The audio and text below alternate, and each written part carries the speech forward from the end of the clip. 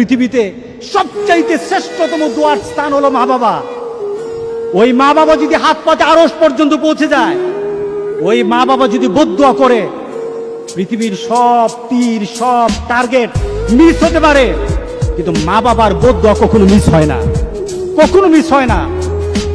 আর সন্তান মা বাবার জন্য যখন দোয়া করে, পৃথিবীর কোন হুজুর, পৃথিবীর কোন বুজুর্গ ব্যক্তির দোয়া কবুলের ব্যাপারে সন্দেহ থাকতে পারে, কিন্তু সন্তান যখন মা বাবার জন্য দোয়া করে, এই দোয়া আল্লাহ ফেলে দেয় না।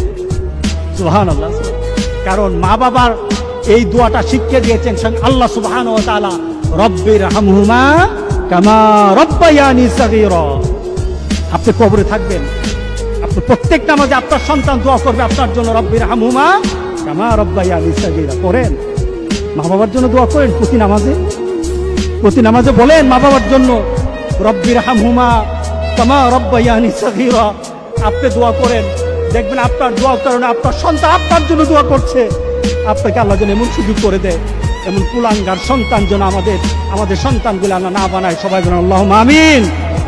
আপনার দালান, আপনার বাড়ি, আপনার সম্পদ, আপনার ব্যবসা, আপনার পৃথিবীর প্রতিপত্তি যত কিছু আছে, সব আপনি দুনিয়াতে ফেলেই চলে যেতে হবে, কিন্তু সন্তান কিন্তু আপনাকে ছেড়ে দিবে না। সন্তান আপনাকে ছেড়ে দিবে না। ভালো সন্তান রেখে যাবেন, কবরে শুয়ে শুয়ে আপনার সন্তানের দোয়া পাবেন। খারাপ সন্তান রেখে যাবেন, কবরে বিপদ বিপদ বিপদ চলতেই থাকবে। আল্লাহ আমাদের সবাইকে হেফাজত করুক। আমিন বলি, আমিন বলি। আল্লাহ।